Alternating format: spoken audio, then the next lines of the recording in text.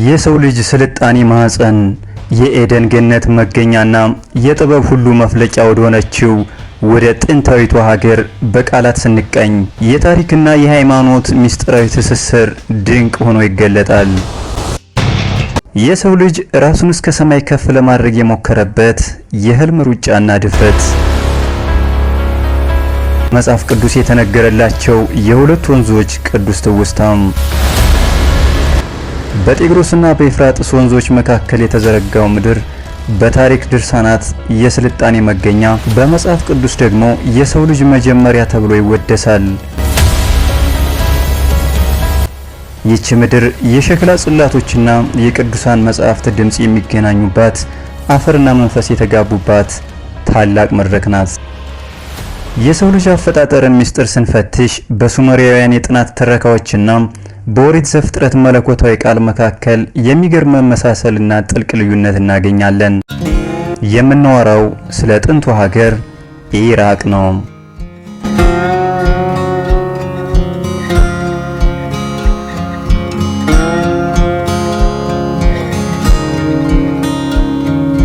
እስከ መጨረሻው አብራችሁኝ ከቆያችሁ ስለ ጥንታዊቷ ኢራቅ ድንቅና መሳጭ ታሪኮችን ትሰማላችሁ።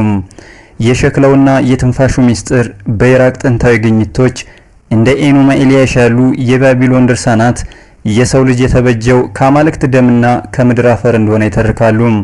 ይህ ሰው ከምድራዊ ግብአትና ከሰማያዊ ሕይወት የተዋቀረ መሆኑን ይጠቁማሉ። ኦሪት ዘፍጥረት ምዕራፍ 2 ቁጥር 7 እግዚአብሔር አምላክም ሰውን ከምድር አፈር አበጀው፣ በአፍንጫው ሕይወት እስትንፋስን እፍ አለበት ይላል። ሁለቱም እይታዎች የሰውን ልጅ ከአፈር የመገኘት ታሪክ ይጋራሉ። ሆኖም መጽሐፍ ቅዱስ የሰውን ልጅ በአማልክት መካከል ለሚፈጠር ግጭት ማርገቢያ ሳይሆን በፈጣሪ መልክና አምሳያ የተፈጠረ የክብር ባለቤት እንደሆነ ያረጋግጣል። የከለሜዳው ሚስጥር በመጀመሪያው ጠዋት ዓለም ገና ጭል ባለ ብርሃን ውስጥ ሳለች ፈጣሪ የሰውን ልጅ ለመስራት የወደደው ከወርቅ ወይም ከከዋክብት ብልጭታ አልነበረም። ይልቁንም ከመሬት ዝቅ ብሎ በእግር ከሚረገጠው ጭቃ ወይም ከለሜዳ ፕሪሞርዲያል ክሌይ ነበር።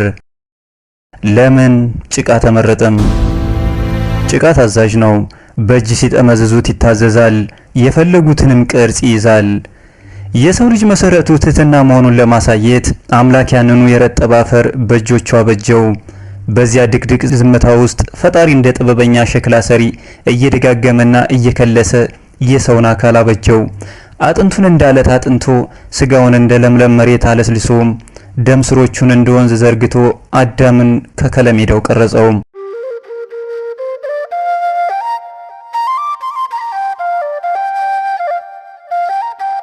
ከአፈር ወደ ሕይወት ቅርጹ ተሰርቶ ያለቀው አዳም ግን ያኔ ድንጋይ ነበር፣ ቀዝቃዛና የማይነቃነቅ። ትልቁ ሚስጥር እዚህ ጋር ነው። ያ የከለሜዳ ምስል ወደ ሰው የተለወጠው ግን በሚነዝር ቅጽበት ነው። ፈጣሪ ወደ አፍንጫው የሕይወት እስትንፋስን እፍ ባለበት ጊዜ ያ ቀዝቃዛ ጭቃ ሙቀት ጀመረ።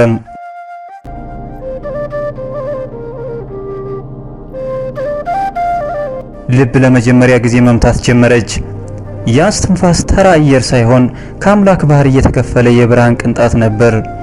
አዳም የሚለው ስም ራሱ አዳማ ወይም ከምድር የተገኘ ከሚለው የመጣ ቢሆንም በውስጡ ግን የሰማይ ምስጢር አድሮበታል። አዳም ማለት ምድራዊው የሰማይ ወኪል ማለት ነው። የአዳም አፈጣጠር በውስጣችን ሁልጊዜ የሚፋለሙ ሁለት ነገሮችን ጥሎልን አልፏል። ወደ መሬት የሚስበን የሚራብ የሚጠማ የሚደክምና በመጨረሻም ወደ አፈር የሚመለሰው ስጋችን፣ ወደ ላይ የሚስበን ዕውቀትን የሚራብ ፍቅርን የሚጠማና ዘላለማዊነትን የሚናፍቀው ነፍሳችን። እያንዳንዳችን መቆማችን ያ በኤደን ገነት የተቦካው ከለሜዳና የተነፈሰው እስትንፋስ በአንድነት ቆመዋል ማለት ነው። የአዳም ታሪክ የሚነዝረው እኔ ማን ነኝ ለሚለው ጥያቄ መልስ ስለሚሰጥ ነው። እኛ ዝም ብለን የመጣን አጋጣሚዎችም አይደለንም። ይልቁንም በታላቅ ጥበብ የተቦካን በታላቅ እስትንፋስ የነቃን የፈጣሪ እጅ ስራዎች ነን። ይህ የአዳምና የከለሜዳ ትርክት በሃይማኖታዊም ሆነ በስነ ልቦና እይታ ያለውን ጥልቅ ሚስጥር ለመረዳት ከላይ ሚስጥርን መሰጠትንም ይጠይቃል። የጥንቷ ኢራቅ የቀድሞ ሜሶፖታሚያ የክርስትና እምነት ታሪክ በደምና በብርሃን የተጻፈ በጀግንነትና በጥበብ የተሞላ ድንቅ ታሪክ ነው። ይህ የምድር ክፍል የሰው ልጅ የስልጣኔ መገኛ ብቻ ሳይሆን ክርስትና ገና በለጋነቱ በጽኑ መሰረት ላይ የቆመባት ቀዳሚ ምድር።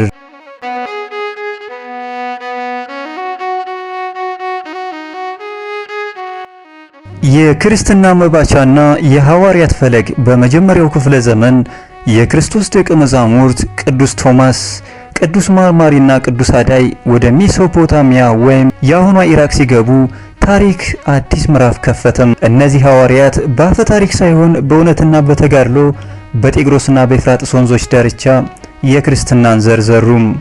በተለይም የኤድሳ ከተማ በዓለም ላይ የመጀመሪያዋ የክርስቲያን መንግስት ሆና የተመዘገበችው በዚህ ታሪካዊ ሂደት ነው። የጥንቷ ኢራቅ ክርስቲያኖች የምስራቅ ቤተክርስቲያን ወይም ዘ ቸርች ኦፍ ዘ ኢስት በመባል ይታወቁ ነበር። የነሱ ትልቁ ጀብድ በጦር ሜዳ ብቻ ሳይሆን በእውቀት አደባባይም ጭምር ነበር። ዛሬም ድረስ በሞሱልና በነነዌ አብያተ ክርስቲያናት ውስጥ የሚሰማው የቅዳሴ ዜማ የዚያ ጥንታዊና ኃያል ስልጣኔ ህያው ምስክር ነው። ስማኛ አምላኬ ነው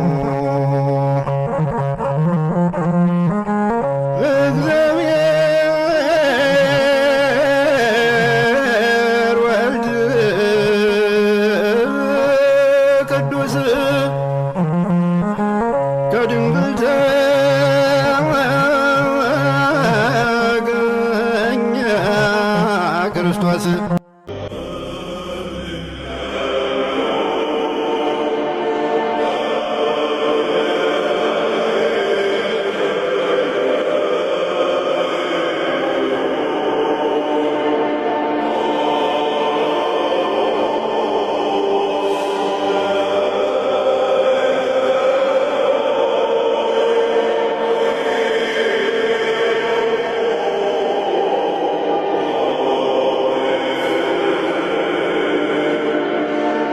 የጥንቷ ኢራቅ ታሪክ ከጤግሮስና ከኤፍራጥስ ወንዞች ጋር የተቆራኘ ብቻ ሳይሆን በእነሱ ላይ የበቀለ ነው።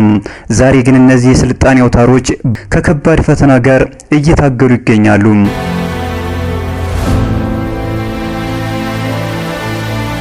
የወንዞች በረከት የጥንታውያኑ ሱሜራውያን፣ ባቢሎናውያንና ሶርያውያን የሁለቱ ወንዞች ምድር ብለው የሚጠሯት ኢራቅ በዓለም ላይ የመሬት ላይ ገነት ተብላ የምትታወቅበት ጊዜ ነበር። የጥንት ኢራቃውያን የወንዝን ፍሰት የመቀየር መሬትን የማጠጣት ወይም ኢሪጌሽን ጥበብ ፈርቀዳጆች ነበሩ። ይህም ትርፍ ምርት እንዲያመርቱና ትልልቅ ከተሞችን እንዲገነቡ አስችሏቸዋል። በንግዱም ቢሆን ተክነውበት ነበር። ኤፍራጥስና ጤግሮስ እንደ አውራ ጎዳና ማገልገል ከፋርስ ባህረ ሰላጤ እስከ ሜዲትራኒያን ባህር ድረስ የንግድ ልውውጥ እንዲኖር አድርገዋል። ነገር ግን አንድ ስህተት ነበር። በባቢሎን ስልጣኔ ወቅት ወንዞቹ እንደ አምላክ ይታዩ ነበር። ሃፒ ወይም ሌሎች የወንዝ አማልክት የምድርን ለምነት እንደሚጠብቁ ይታመን ነበር። ወንዞቹ ዛሬ ላይ ምን አጋጠማቸው? ወንዞቹ ዛሬ ምን ላይ ናቸው ብለን ስንጠይቅ ወቅታዊ የሆነ ስጋት ያሳየናል። በአሁኑ ወቅት ግን የጤግሮስና ኤፍራጥስ ወንዞች ታሪካዊ ለምነታቸውን አጥተው ለከፍተኛ አደጋ ተጋልጠዋል። የስጋቱስ ምክንያት ምን ይሆን? በወንዞቹ መነሻ ላይ የሚገኙት ቱርክና ኢራን በርካታ ግድቦችን በመገንባታቸው ወደ ኢራቅ የሚገባው የውሃ መጠን በከፍተኛ ሁኔታ ቀንሷል። በተለይ የቱርክ ኢሊሱ ግድብ በጤግሮስ ወንዝ ላይ ትልቅ ተጽዕኖ አሳድሯል።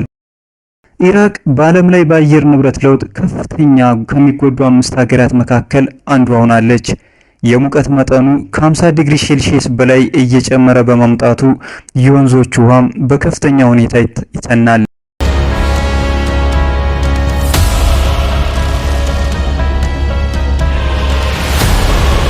ላለፉት ጥቂት ዓመታት በጣሉ አነስተኛ ዝናብ ምክንያት ወንዞቹ ከመቀነሳቸው የተነሳም በታሪካቸው አይተውት የማያውቁት ድርቅ ላይ ይገኛሉ። የጨው መጠን መጨመርና ብክለት የወንዞቹ ውሃ ሲቀንስ ከፋርስ ባህረ ሰላጤ የሚመጣው የባህር ጨዋማ ውሃ ወደ ወንዞቹ ይገባል። ይህም የእርሻ መሬቶችን ከጥቅም ውጭ እያደረገ ነው። ለመጠጥ ውሃ አስቸጋሪ እየሆነ ነው። የአሳ ዝርያዎችና ብዙ ሕይወትም እየጠፉ ነው። የወንዞቹ መድረቅ የኢራቅን ህልውና እየተፈታተነው ይገኛል። በአሁኑ ወቅት የደቡብ ኢራቅ ረግራጋማ ቦታዎች የዓለም ቅርስ የሆኑትና የኤደን ገነት ምሳሌ የሚባሉት መድረቅ ጀምረዋል። ይህ በሺዎች የሚቆጠሩ ሰዎችን ለስደት እየዳረገ ነው። ወንዞቹ ከደረቁ ሜሶፖታሚያ የምትባል ምድር ታሪክ ብቻ ሆና ትቀራለች የሚለው ስጋት በብዙ ተመራማሪዎች ዘንድ ይደመጣል። ሰዓት አቆጣጠር 1 ደቂቃ 60 ሰከንድ ስሌት ወይም 360 ዲግሪ የተፈጠረው ጥንት በሱሜሪያን ወይም ኢራቅ ነው። እነሱ ቁጥሮችን የሚቆጥሩት በ60 ቤት ስለነበር እስካሁን ዓለም እየተጠቀመበት ይገኛል። የመጀመሪያው የጽሑፍ ስርዓት የሰው ልጅ ለመጀመሪያ ጊዜ ሐሳቡን በጽሑፍ ማስፈር የጀመረው በኢራቅ ነው። ኩኒፎርም የሚባለው ይሄ የጽሑፍ ስርዓት ከ5000 ዓመታት በፊት በሸክላ ሳህኖች ላይ ይጻፍ ነበር። በዓለም ድንቆች የሚመደበው የባቢሎን ሰቀላ የአትክልት ስፍራም ይገኝ የነበረው በኢራቅ ነው። በተጨማሪም የባቢሎን ግንብና ታዋቂው የሐሙራቢ የሕግ ደንብ የመጀመሪያው የጽሑፍ ሕግ የዚሁ ሀገር ታሪክ አካል ናቸው።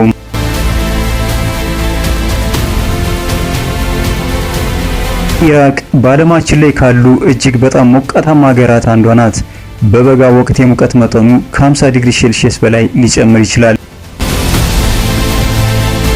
ኢራቅ ለሙስሊሙ ማህበረሰብ በተለይ ለሺዓ እምነት ተከታዮች እጅግ የተቀደሱ ከተሞች እንደ ነጃፍና ከርበላ መገኛ ናት።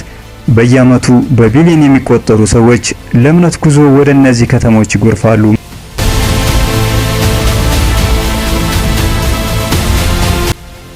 የዚህ ሁሉ ወርቃማ ታሪክ ባለቤት ኢራቅ በአሁኑ ወቅት በለውጥና በፈተናዎች መካከል ትገኛለች። አጠቃላይ ያለውን ወቅታዊ ሁኔታ ስንመለከት ከድጡ ወደ ማጡ ሆኖ እናገኘዋለን። ጠቅላይ ሚኒስትር መሐመድ ሺህ አልሱዳኒ የሚመሩት መንግስት የሀገሪቱን መሰረተ ልማት ለማሻሻልና ሙስናን ለማዋጋት ጥረት እያደረገ ይገኛል። አይኤስኤስ እንደ ቀድሞ ሰፊ ቦታ ባይዝም አሁንም በተለያዩ አካባቢዎች የሽምቅ ውጊያ ጥቃቶችን ለመፈጸም ይሞክራል። ይሁን እንጂ የኢራቅ ጦር የቁጥጥር አቅሙን እያጠናከረ ነው። ኢራቅ በአሜሪካና በኢራን መካከል ባለው ውጥረት መካከል ትገኛለች። አልፎ አልፎ በሀገሪቱ በሚገኙ የውጭ ጦር ሰፈሮች ላይ የሚሰነዘሩ ጥቃቶች ለጸጥታው ስጋት ሆነዋል። ኢኮኖሚ ከ90% በላይ በነዳጅ ሽያጭ ላይ የተመሰረተ ነው።